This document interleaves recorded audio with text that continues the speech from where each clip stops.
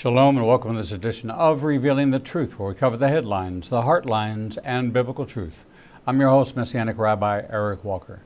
Let's be honest. Life is hard. Relationships are hard.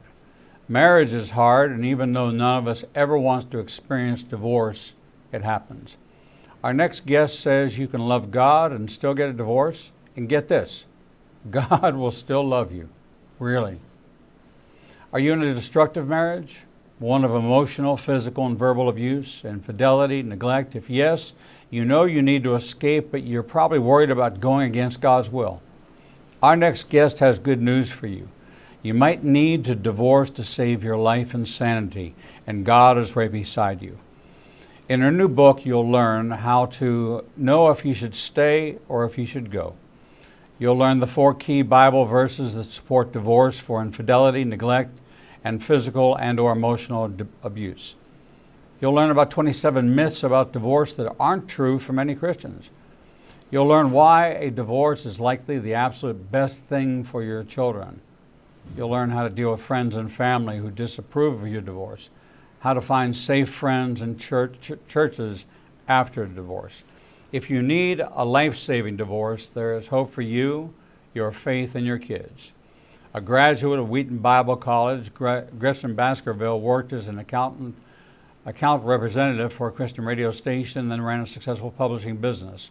She's led a Christian divorce recovery group since the 90s and listened to many heartbreaking stories of betrayal and abuse. Christian women and men find themselves married to serial cheaters, sexually immoral spouses, or physically, emotionally, or verbally abusive spouses. They've tried to fix their marriages, they prayed, they forgave, they got counseling, they talked to their pastor, but nothing changed. To learn more about this amazing book, go to lifesavingdivorce.com. Joining us now to talk about her new book, The Life-Saving Divorce, Hope for People Leaving Destructive Relationships, is Gretchen Baskerville. Gretchen, welcome to Revealing the Truth. Thank you, Rabbi Eric. It's great to be with you. I first want to applaud you for standing up against this massive concept that says that God hates divorce. Well, it's true. God hates divorce. But God hates abuse. God hates betrayal. God hates adultery. God hates liars. God hates, He hates the lie. He hates the ones that abuse. It is very common for every one female that's been abused, there's between 4 and 7 men who have been abused, and that is the secret hush-hush, never talk about male abuse.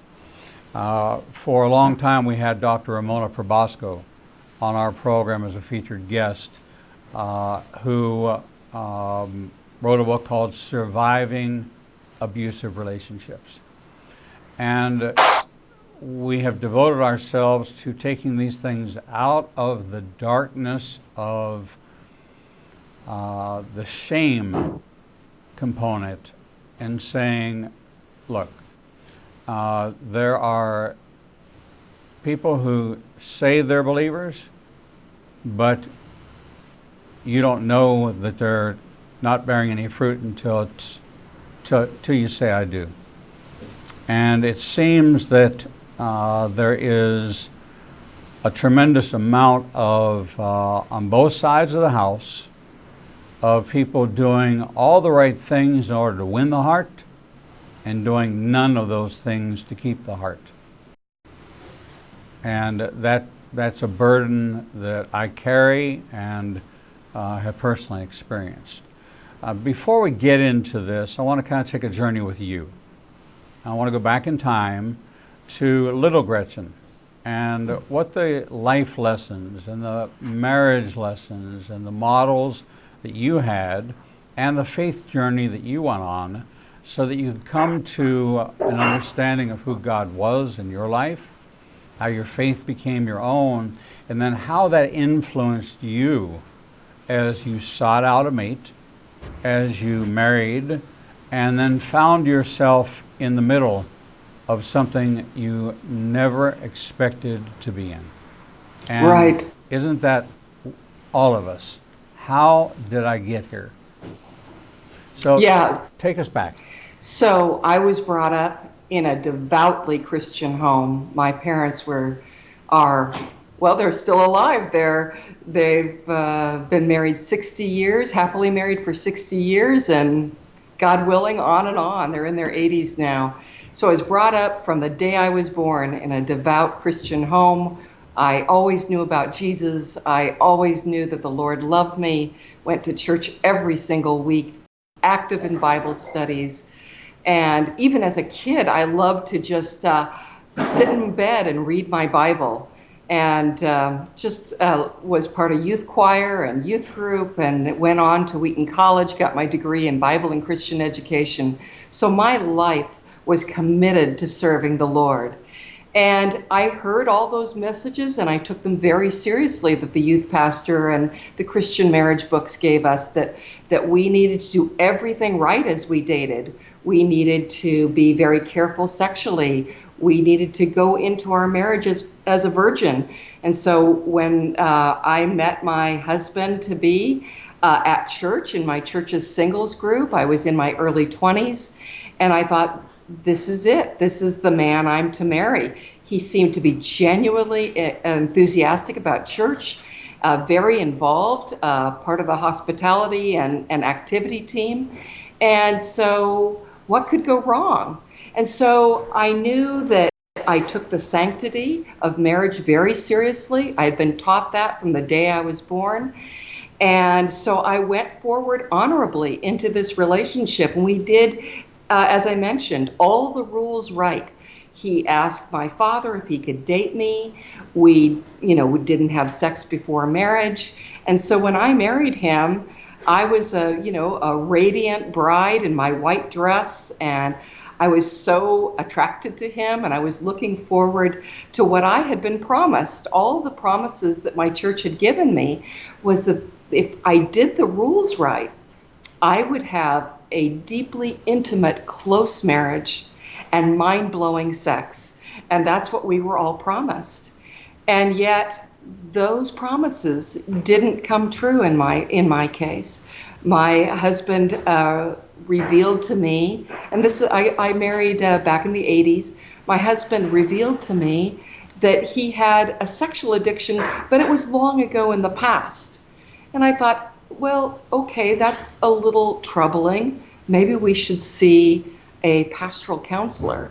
Maybe we should see someone about this. And so we did. We found a pastoral counselor, and he just told me that my love would heal the wound in this man's childhood, the hole this man had in his heart for a good relationship, because I had come from this wonderful home and he had come from a home with addictions in it. And so he just taught us a few communication tips. And of course, people who are addicted are great at learning the right phrases to say, the right words to say. And so we could model this in front of the pastoral counselor very, very well. We could model how to listen actively to one another, but that didn't stop the sexual addiction, I found out later. So we were married, and he admitted to me, I'm having a lot of temptations. And so he went into Sexaholics Anonymous, and he got more counseling. And then when I was pregnant, I discovered that not only was it not improving, it had gone downhill terribly, and that we were in tremendous danger. But I was pregnant, and the messages from my church were, if you just need to forgive, and that love covers all sins, and that you just need to try harder. And maybe somehow, Gretchen, it's your fault, because all marriage problems are 50-50. And it does take two to tango. So while I was upset and nervous and at times very angry at my husband's betrayal, I also somehow thought, well, maybe the church is right on this.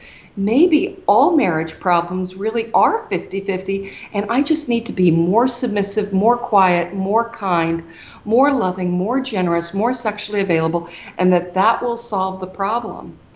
And of course, you can tell by the way I'm telling the story that didn't solve the problem. And eventually there was a final event after a long 10-year and we had two children together. And I was so shocked and so horrified. I was numb. I wish I could tell you that I had made this open-eyed, clear-eyed decision to leave, but I wasn't. I didn't see it coming. I realized, oh my goodness, I've been betrayed. I was just numb. And I said, God, hold me in your arms. Help me through this, because I can't have this man in my home, in my neighborhood, in my church. And so I filed for divorce. And I wish I could tell you I had courage, that courage drove this. In reality, it was desperation. You know, there are so many churches and pastors who will tell you, oh, you were just looking for greener grass, that's why you got divorced. Or, you know, you just didn't have the dedication, the commitment to the sanctity of marriage to go the distance through all the ups and downs of marriage like the rest of us did. And that wasn't the case for me, no way. And I discovered later, as I ran my divorce recovery group for the next 20 years, that wow, about half of divorces are for what I call life-saving reasons. These weren't quitters. These weren't people who just didn't try hard enough. These weren't people who just wanted to dump this spouse for someone more attractive or more exciting. These were people who really desperately had to get out. The facade that people will wear. Here you two met at a Christian college. Everything was said right, done right. This would have been the time for him to confess to you that he had a prior problem and to set the red flag up beforehand if he was truly a man of integrity. And this goes to the character. This goes to the... It's so interesting to me that we have a reference point. We call her the Proverbs 31 woman. But what does it take to be a Proverbs 31 man in order to build that life where his wife can be esteemed? And imagine that in the life and times and the context in which it was written, that she could be esteemed in the gates of the city. To be in the gates of the city is a position of honor. That he would be strong enough in character, that he too would be above reproach, that he would not, and there's the other side of that story that says, here's the requirements of the man who's a Proverbs 31 man. And yet so little is written about that. It's disturbing to me because I've seen it on this side, you've seen it on that side, where the presentation is picture perfect. It's painted with every possible color. All the answers are right. And yet you and I found ourselves in a position, I knew 3 days when the wedding ring came flying across the room at me on the third day of the marriage. And I didn't know the word narcissist. And I didn't know it until after 15 years of enduring what I considered to be hard labor, that my daughter said to me, well, didn't you know she was a narcissist? I said, what is that? And I was hearing this from my daughter. I was blindsided. saw nothing. So focused on serving the Lord. I had a congregation I was devoted to, and this was to be a ministry partner, and yet the betrayal was just, it was unexpected, vile, bitter, accusatory, defaming,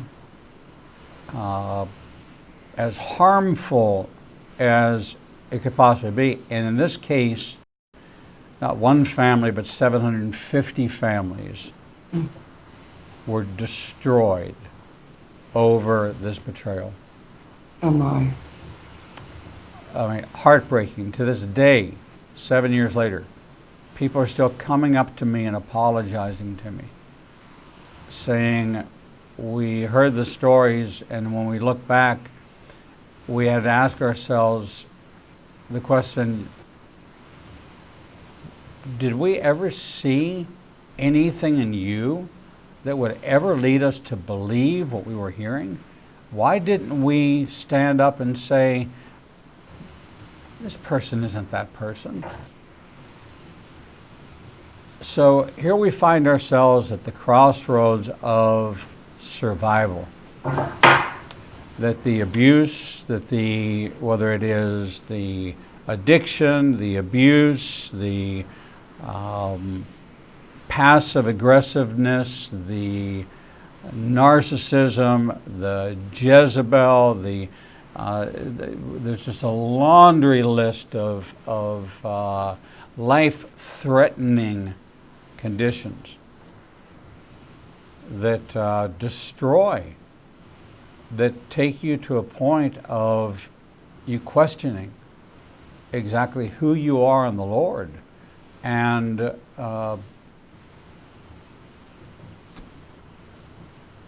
you write that nearly half of divorces are life-saving divorces, those marriages with serious problems that are so serious that they require action. But that's a big step. Divorce is a big, big step. And a painful one. And one where, like a globally televised heavyweight championship prize fight, is you have the trainers in the corners, those are the lawyers, and they're jabbing and they're punching and they're duking it out for a hard 3 minutes, and the bell rings and you go back to your corner, and you are in a life-saving divorce, but you're dying in the process. So you are dying in the marriage, and then the process beats you down even further. Right. In your case, you were dealing with something that was, like my case, an absolute out of the clear blue sky betrayal. I had no idea. I never saw it coming. In your case, it was shared to you audibly, but your response to it was, let me turn my eyes within and let me make, Lord, if there's going to be change, let it begin with me.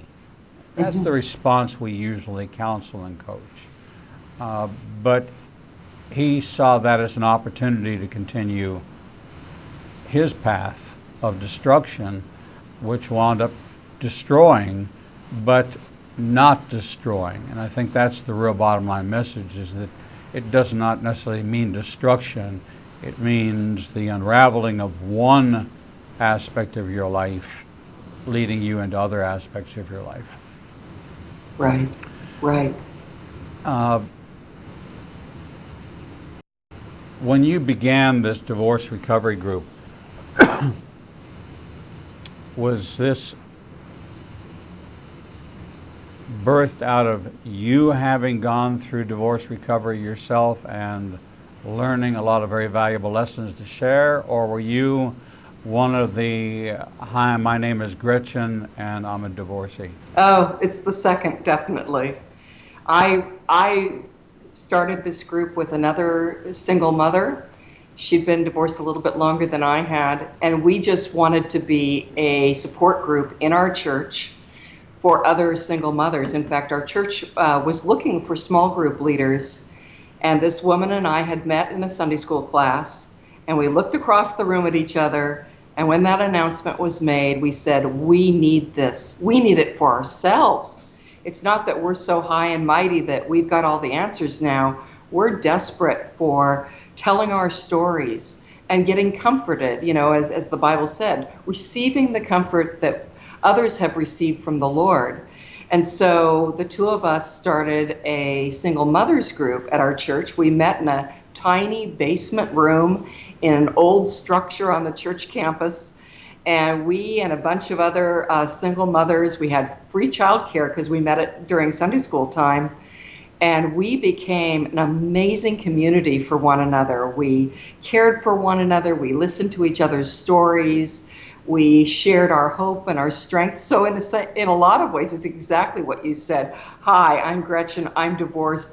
I need care and support.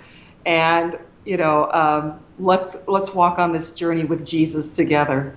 We look at the statistics, the numbers. We find there's probably an equal percentage of believers and non-believers alike who are same rate of divorce. Unfortunately, being a believer is not an immunization against divorce. But there seem to be several leading causes of divorce. Mm-hmm. In your experience, my experience, your experience, betrayal, narcissism, past problems. I was working with Dr. Mark Baker at the Libby Counseling Centers to talk about overcoming shame and these acting out behaviors, sin responses usually deal with shame. And if we get to the shame component, deal with the shame component, we can get people back on the right track and get restoration. They can stop that. But as long as that shame is still there, they're still going to feed through a sin response to that shame. And he spent 25 years in identifying what this one core factor is that almost every one of these situations has in common.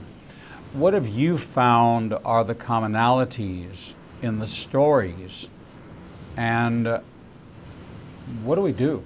Mm. Mm. Well, I think you brought up the issue of shame, and that many of our spouses were driven by their own childhood shame and trauma. And so that brings up the interesting question, can I divorce a person who may not know any better, who maybe is just acting out their child? They're not really truly vicious and evil. They're just acting out, their shame and trauma from childhood. And I would say, what I've learned from all these interviews is you need to get safety. Marriage is fundamentally supposed to be safe and loving. And I get that in some cases you're not head over heels in love with that person. So at least it should be respectful, safe and respectful. And if it's not, then it's not really a marriage. It may be, slavery, it might be servanthood, it might be kidnapping, but it's not really a marriage. And so there are just people out there who are not safe enough to be married to. And we should have no shame whatsoever in our decision making to get ourselves and our children to safety, if that's the case. And yet we all feel shame. I mean, the messages and the myths that we have been given from the church from the day we're born tells us that somehow we are at fault, or that we must stay, or that we're going to destroy the church if we leave. And those are just not true for us committed Christians who gave it our all. I mean, we stayed up at night. We agonized over holding our marriages together. We were not those quitters. We were not looking for the easy out like others accuse us of. And so I think what you have said is so key. We need to throw off that shame. If we got a life-saving divorce, we can brush that shame aside. We are not disqualified to be used by God. We can hold our heads up high, and we can actually be proud, in the right sense of the word proud, that we did what was right for us and for our children, for those around us. I think you and I would agree that we need to not present this as we're advocating for divorce. Right. We are advocating that if you have gone through, first of all, if you're in danger, your life or your children, the welfare of your children, if it's abusive to the point where harm is being done to you or your children, that separating and getting counseling and then coming back together again may be a real possibility. Divorce is an end, a choice, the last resort choice that you should try everything you possibly can. And if you've done that, then you've done what the Lord has asked you to do in doing your part in trying to be an agent for change. But if that cannot come, if there, and the Bible supports certain conditions, the betrayal of a marriage is a breaking of a vow. And some people say, oh, the only biblical reason is for adultery. And that's not true. There is a marital vow that you have made that you have broken. If you are, look, God says there's 6 things He hates, 7 He abhors. Okay? The 7th one is seeds of discord. If you're out bad-mouthing your spouse to people in the congregation, to your friends, and destroying relationships, that's an aberration to God. That's something God abhors. He's not just talking about outsiders. He's talking about within the marriage. For this reason, a man will leave his mother and father and become one, cleave to his wife, and they will become one. The division of one, we saw it in the atomic bomb. When you divide one, it is a nuclear explosion with a great deal of fallout.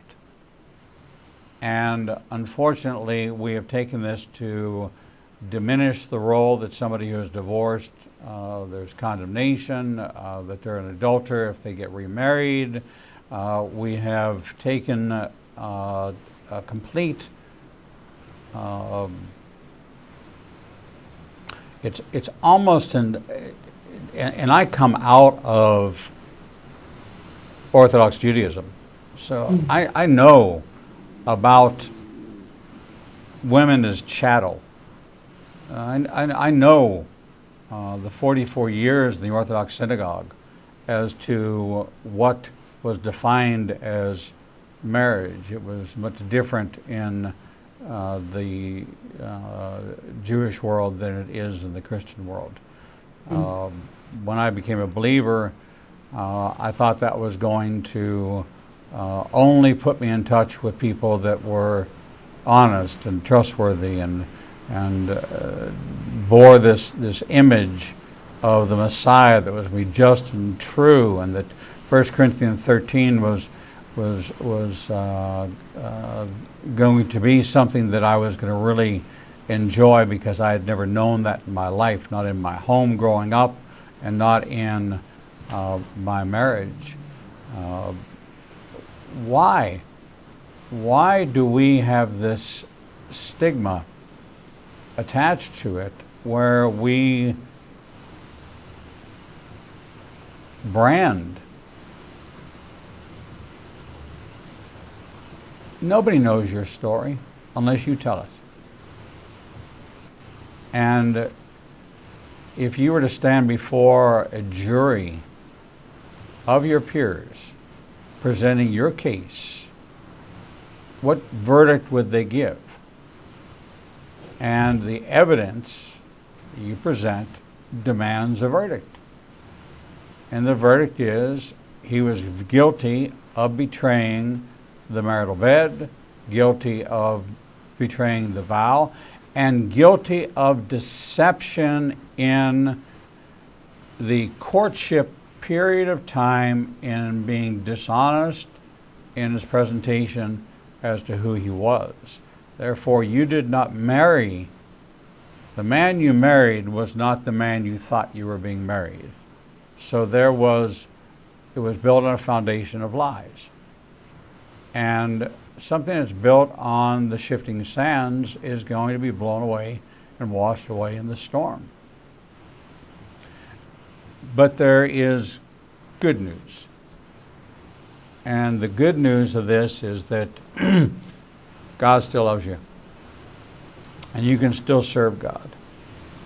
And this is not an approach to justifying your agenda for, here's the handbook on how to get out of my marriage. Right? This is hope for people leaving destructive relationships. And you very much qualify it as it's so destructive that the family can no longer function. That's a very clear line. And that's one that pastorally, if you were telling me you were getting beaten up, or that he was beating up the children, or that he was abusing the children, I would immediately, without hesitation, tell you to get out, to put distance between you. I might tell you to hold off on divorce, get counseling, see if it can be worked out. But if it's as desperate as this is, and the dog continues to return to its vomit, and they're more committed to their sin than they are to the Lord, then there's only one way out, and that's divorce. We're talking with Gretchen Baskerville, author of The Life-Saving Divorce, Hope for People Leaving Destructive Relationships. I speak to you with experience.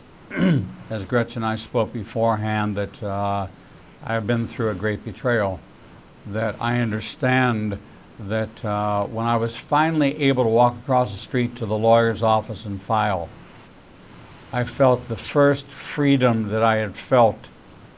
I felt it was the first time I was out of a cage in 15 years. And that I was finally given the keys to the lock to unlock. And I had the key all the time. All I had to do was reach through, and I could have unlocked it, but I thought that this wasn't allowed, wasn't permitted. I had to take it and keep my mouth shut because I was a believer and I was a leader. And it should not have been so. And I didn't know that there was a safe way to seek out help. It was that mystique and that image that we had to perfect from the pulpit that made it so that it appeared like so many thousands of ministry couples right now appear in the pulpit, in the congregation, as the perfect couple, but you don't want to be in the car ride home, and you don't want to be in the four walls of that house. And that is something that there is a solution to, and you have to decide whether or not you need a life-saving divorce. We're going to take a short break, and when we come back, we're going to dig into the text of this book and some of the concepts of the myths, the development of safe churches and friends, how to move on and find happiness, what the Bible has to say, and really to make the statement that sometimes it's better for the kids is antithetical to what most people espouse.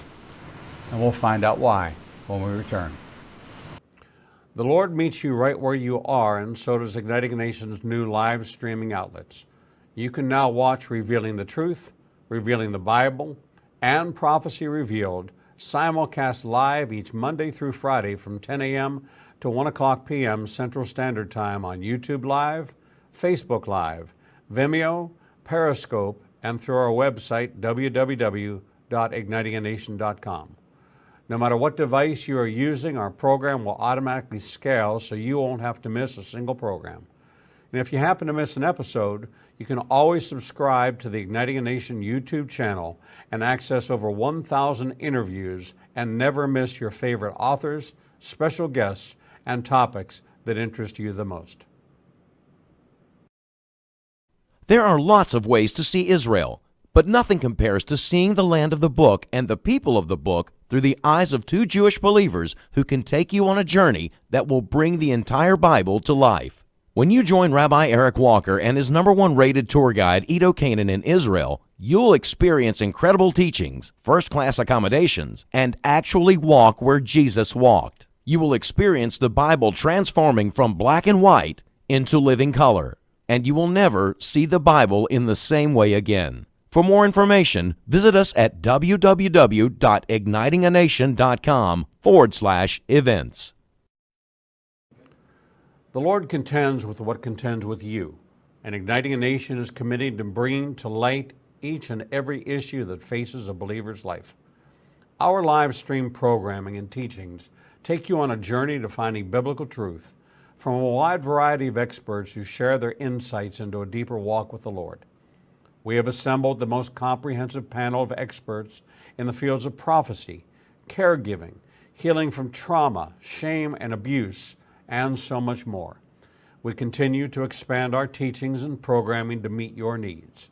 We're committed to healing the nations with biblical truth.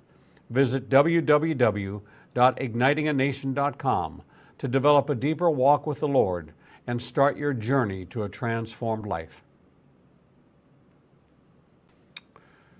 The Bible commands us to study to show ourselves approved, but most study using Bible study tools and not actually studying the Bible chapter and verse. Igniting a Nation is pleased to present Revealing the Bible, recorded and taught each week before a live audience. We take you deeper into the actual Bible and verse in both Hebrew and English, and connect the dots between the Old and New Testament. You can attend our 2 classes in Tuscaloosa and Birmingham, or watch the program every Wednesday at 11 a.m. Central Time on ignitinganation.com and all our other simulcast outlets. For more information, visit www.ignitinganation.com/events. Shalom and welcome back to this edition of Revealing the Truth, where we cover the headlines, the heartlines, and biblical truth. I'm your host, Messianic Rabbi Eric Walker, and we're talking with Gretchen Baskerville, author of the new book, The Life-Saving Divorce, Hope for People Leaving Destructive Relationships. Gretchen, welcome back. Thank you. So Gretchen, what is a life-saving divorce? A life-saving divorce refers to the nearly half of divorces that take place that are for very serious reasons. That would be a pattern of infidelity, physical abuse, chronic emotional abuse, and then abandonment or betrayal or neglect of duty due to, say, serious addictions, where a spouse is so wound up, focused on their addiction that they are squandering the family resources, maybe the rent money, maybe the grocery money, maybe disappearing with the only car the family has for days. And these are the life-saving divorces. I'm not talking about the immature divorces or the sinful divorces or the grass is greener divorces. I'm talking about the ones where people are really being destroyed in their marriages. As we look at those in that 50% category of life-saving divorce, do you think that the church really cares about why, or do they really frown and label in general?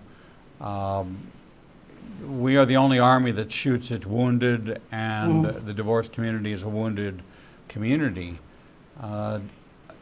You're in a church which is supportive, but many of the churches are not.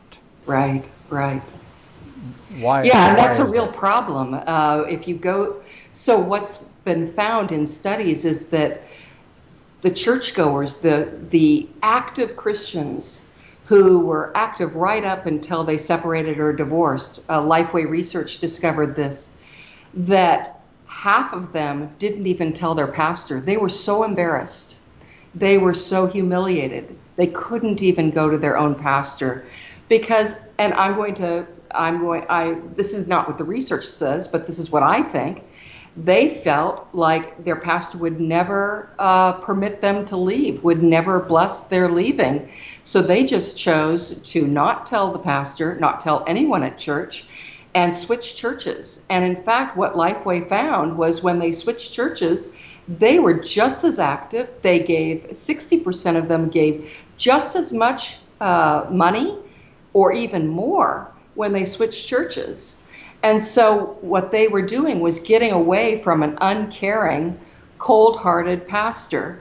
And I don't mean to be that tough on pastors, because frankly, I was in that category myself before I went through a divorce. I was pretty judgmental toward divorcees. I always thought it was a 50-50 deal and that, it took two to tango too. So I don't mean to be totally harsh on them, but the other myth that I had bought into is that God would heal every marriage before we get to heaven. That God, if you just prayed enough and fasted enough and you were dedicated to the Lord enough, God would heal your marriage. And it just wasn't true.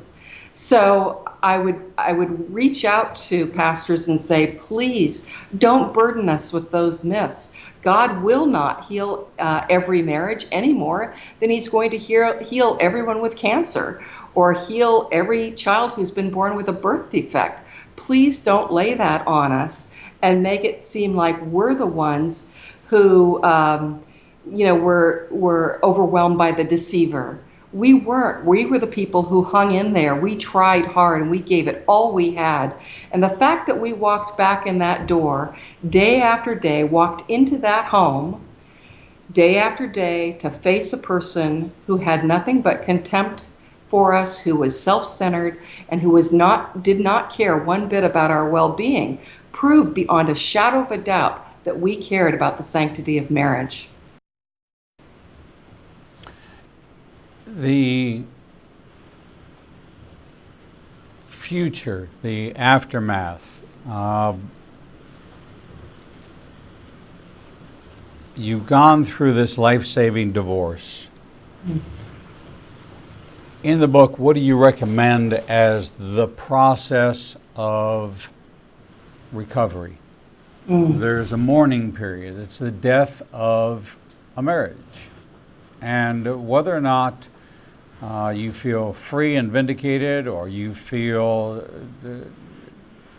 there's something unknown on the other side of this. I mean, you were single before, so you knew what single life was, but your new norm was married with children.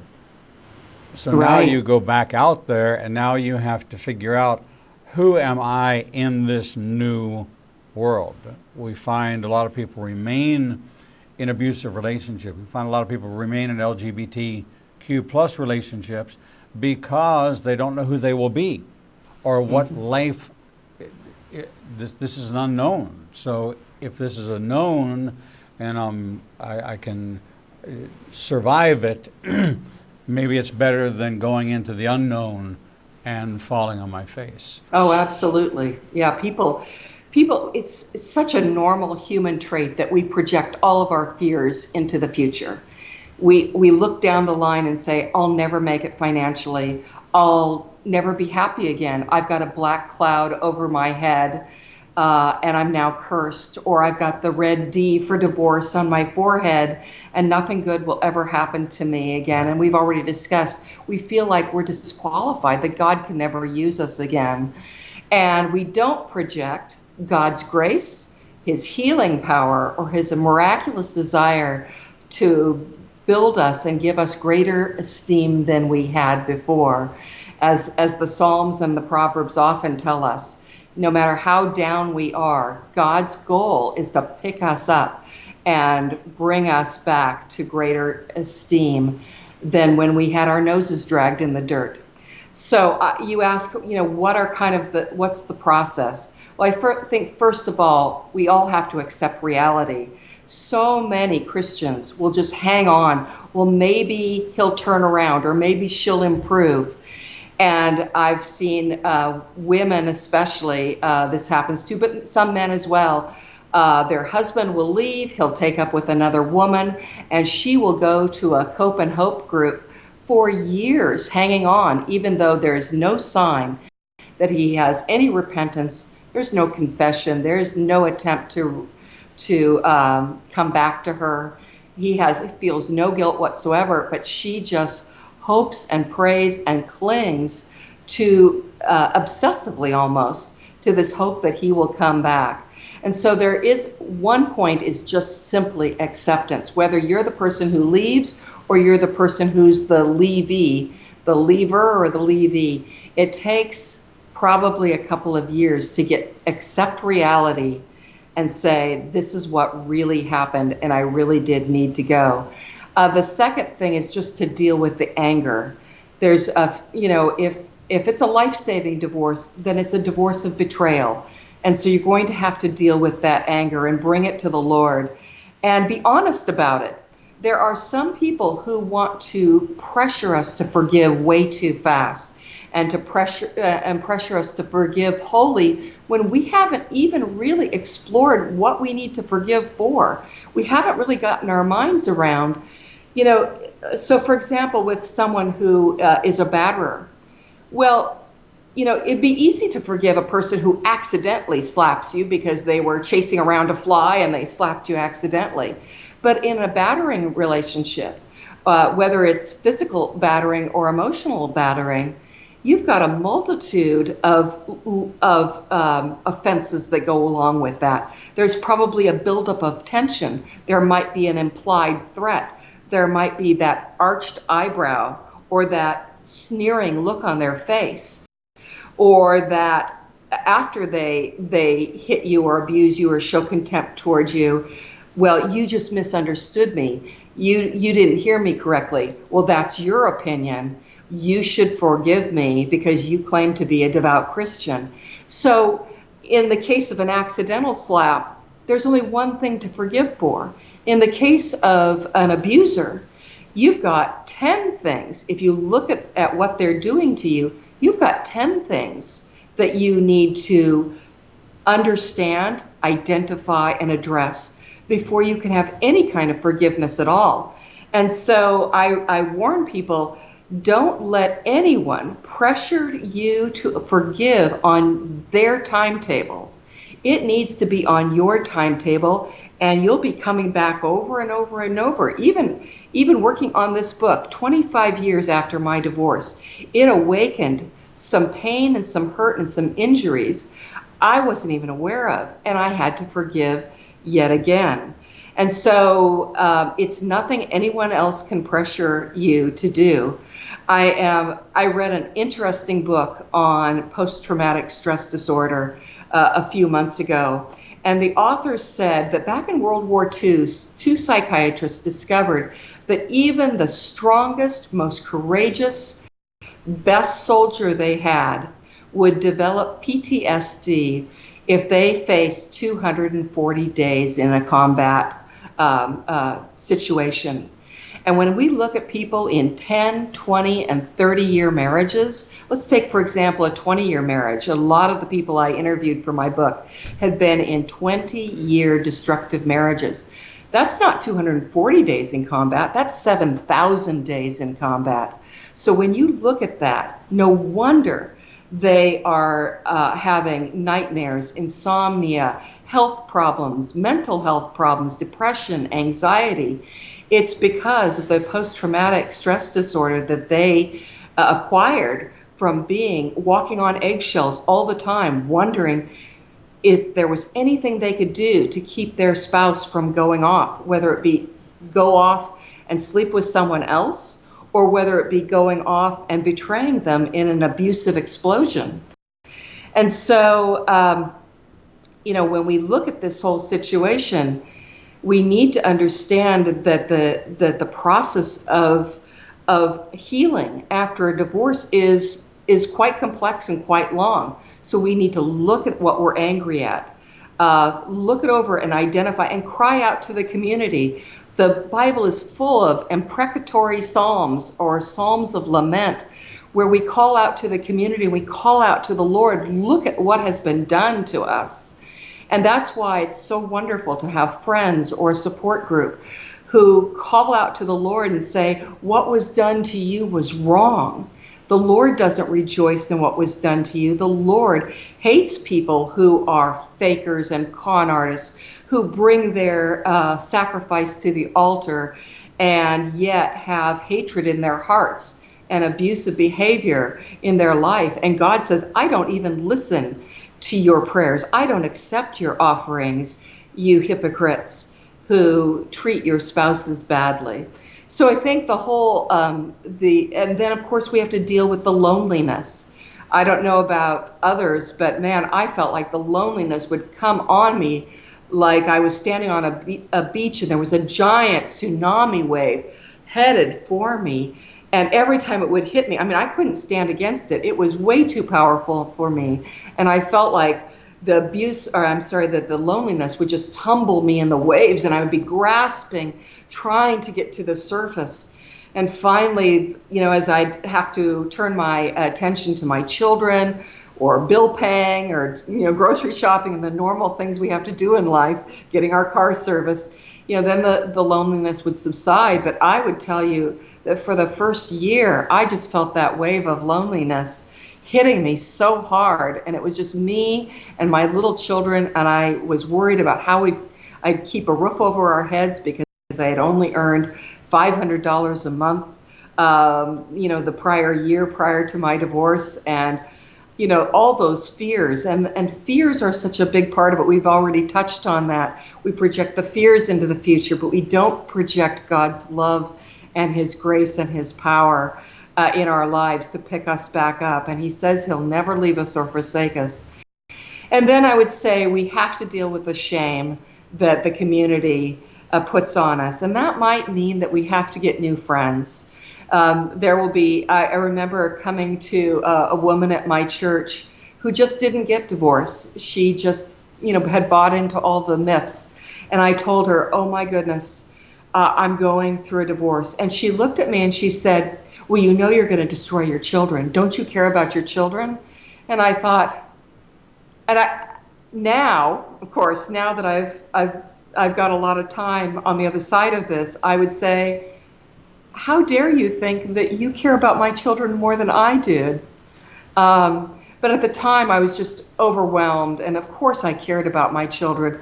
But if you're getting a life-saving divorce, you're getting your children away from a very bad situation, and so you are protecting your children by getting divorced. And now researchers know a lot more about this than they knew before. I remember in the same setting where I told this woman that I was getting a divorce, there was another woman very nearby who overheard it. And instead of criticizing me, she walked around to me and she put her arms around me and she said not a word.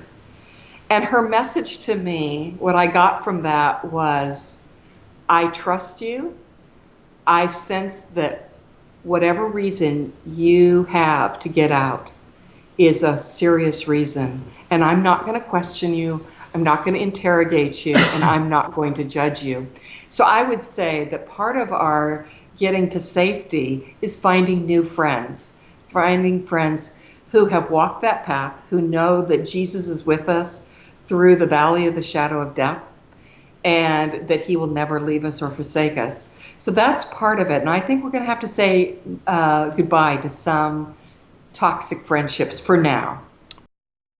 Well, I think that's important in us doing an inventory of what allowed me to be in that relationship, to not see how I'm going to approach future relationships, reorder, reorganize, reset, and make a decision as to what my boundaries are in the future, that there have to be some defined lines so that we can not put ourselves in the same position again.